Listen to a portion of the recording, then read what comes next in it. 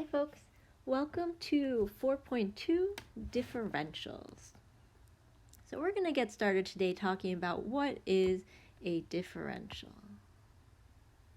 And it turns out that a differential in calculus represents the principal part of the change in a function with respect to changes in the independent variable.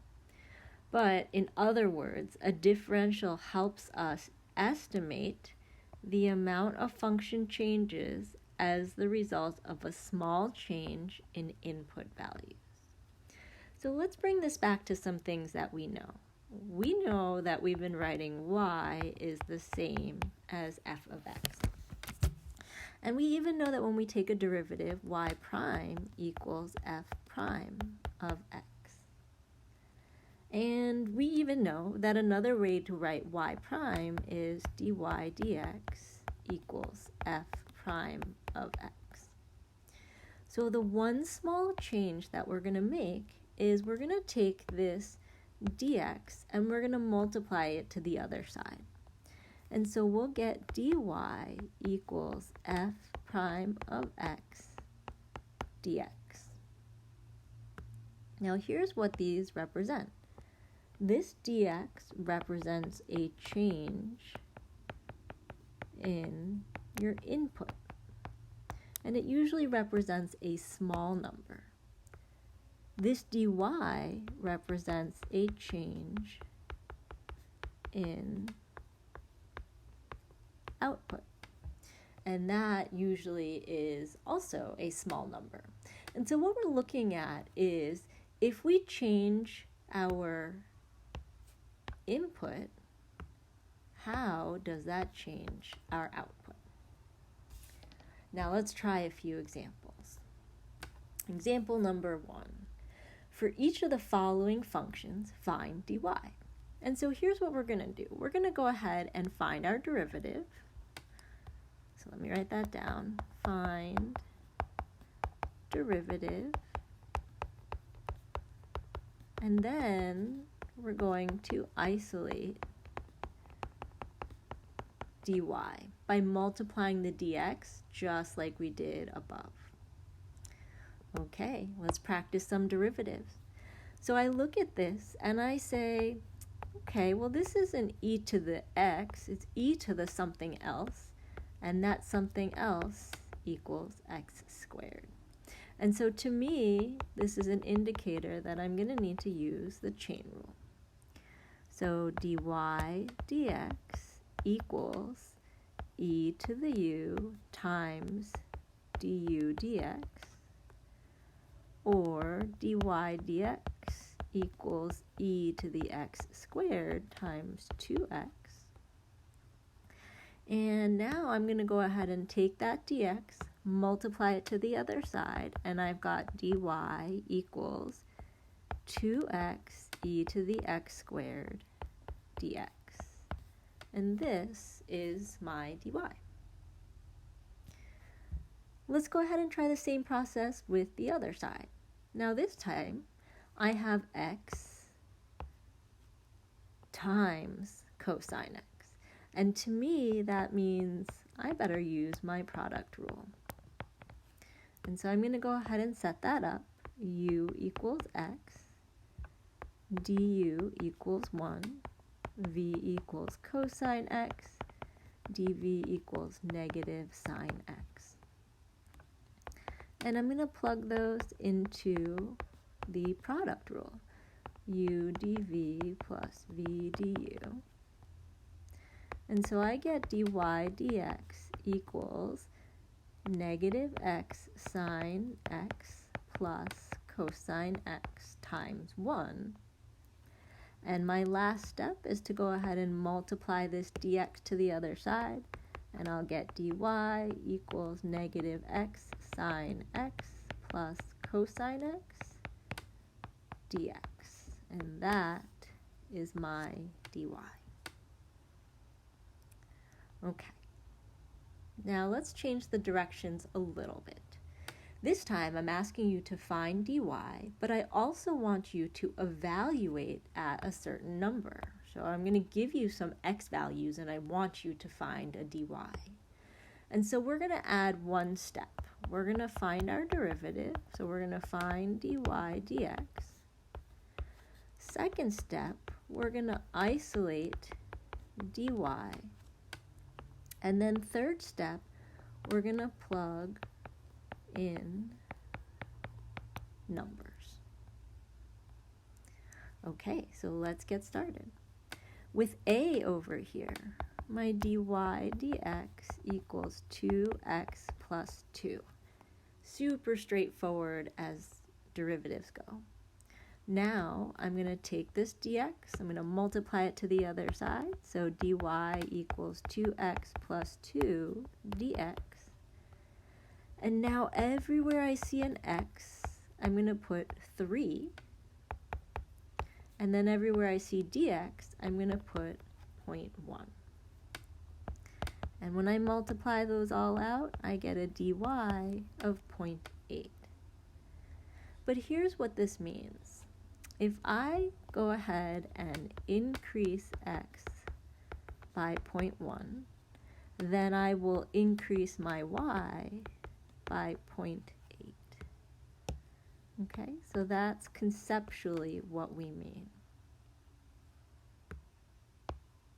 All right, let's try the second side. So for b, again, a fairly straightforward derivative. We get dy dx equals negative sine x. I'm going to take that dx and multiply it to the other side. So dy equals negative sine x times dx. And everywhere I see an x, I'm going to put a 3. And everywhere I see a dx, I'm going to put 0.1. And so that gives me a dy of negative 0.1 sine 3. And so what does this mean? This means that if we increase x by 0.1, then we're going to increase y by negative 0.1 sine x.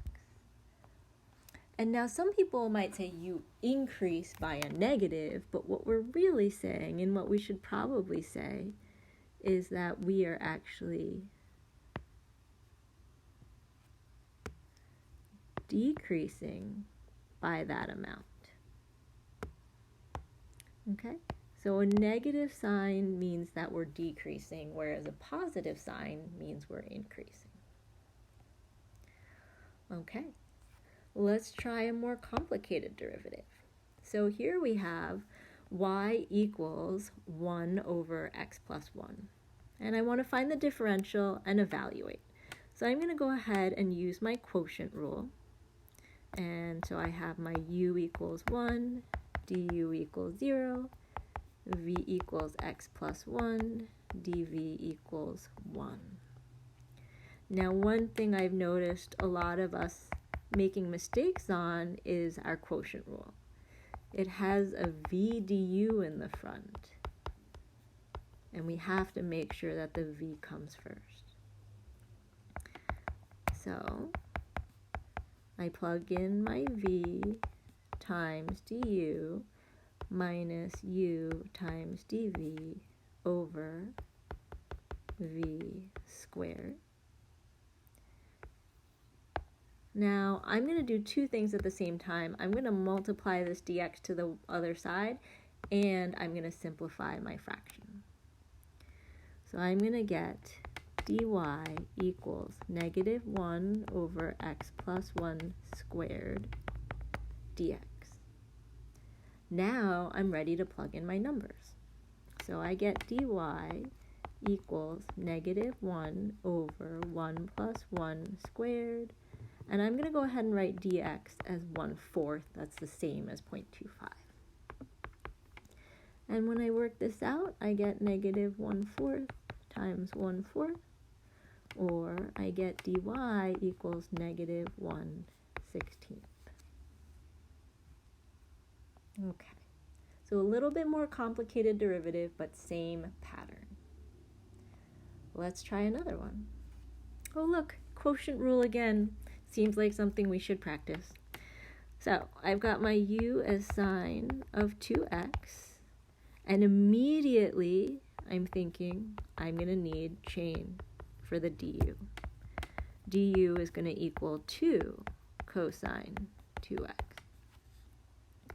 The v in this case is just x, and my dv is 1. So my dy dx equals v du minus u dv, get that order right, over v squared.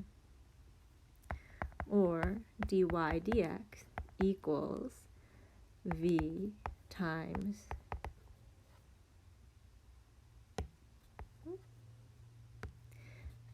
du minus u times dv all over v squared. Now, just like the last problem, I'm going to go ahead and multiply this dx to the other side, and I'm going to simplify some terms. So I get dy equals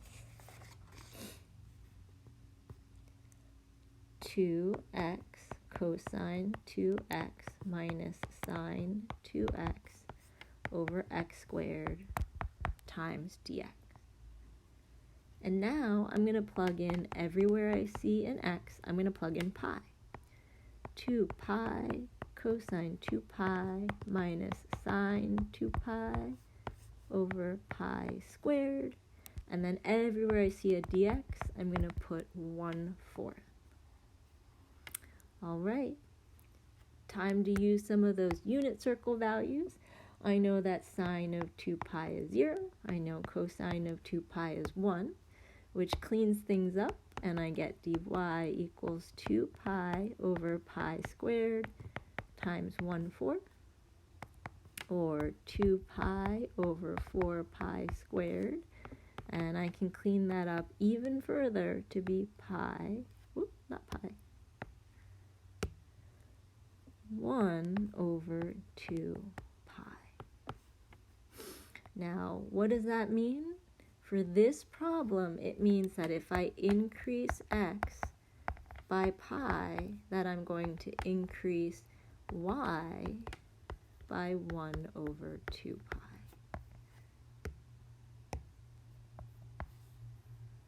Okay? And if I go back up to the previous example, let's make sure we know what our answers mean here.